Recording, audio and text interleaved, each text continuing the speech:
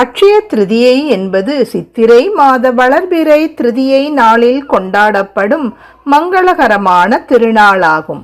அட்சயம் என்றால் குறைவில்லாதது, தேயாதது, வளருவது என்று பொருள்.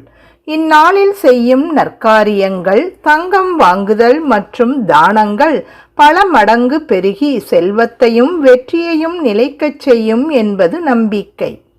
இந்த வருடம் அட்சய திருதியை ஏப்ரல் 20 திங்களன்று வருகிறது.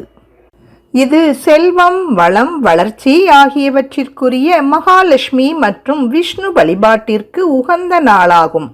இந்த நாளில் தங்கம், வெள்ளி, வீடு அல்லது வாகனங்கள் வாங்குவது தொடங்கும் காரியங்களில் நிரந்தர செழிப்பை தரும் என்று கருதப்படுகிறது. அட்சய திருதியை அன்றுதான் திரேதாயுகம் தொடங்கியதாகவும், குபேரன் மகாலட்சுமியுடன் நிதி கலசங்களை பெற்றதாகவும், பாண்டவர்களுக்கு அட்சய பாத்திரம் கிடைத்ததாகவும் புராணங்கள் கூறுகின்றன. லட்சுமி மற்றும் விஷ்ணுவிற்கு மஞ்சள் நிற பூக்கள், ஆபரணங்கள் மற்றும் உணவுகளை படைத்து தானம் செய்வது சிறப்பு.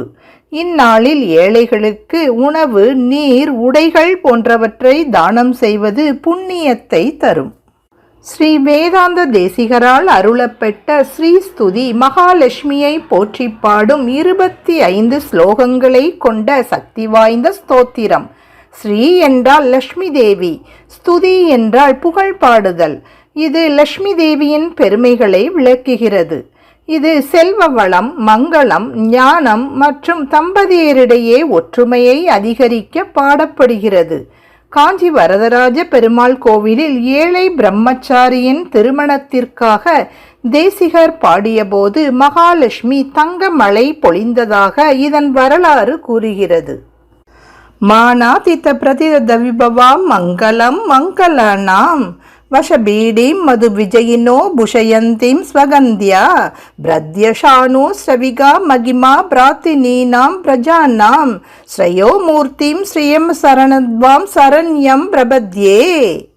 அளவிட முடியாத பெருமைகளையும் மங்களகரமானவள் என்ற பெயரையும் உடையவளும், மதுவை வென்ற பெருமானின் மார்பை தன் ஒளியால் அலங்கரிப்பவளும், பக்தர்களின் விருப்பங்களை நிறைவேற்றுபவளுமான ஸ்ரீலட்சுமியை சரணடைகின்றேன். அட்சய திருதிய நாளில் இந்த லட்சுமி துதியை பாடி நம் வாழ்வில் அனைத்து வளங்களையும் பெறுவோமாக.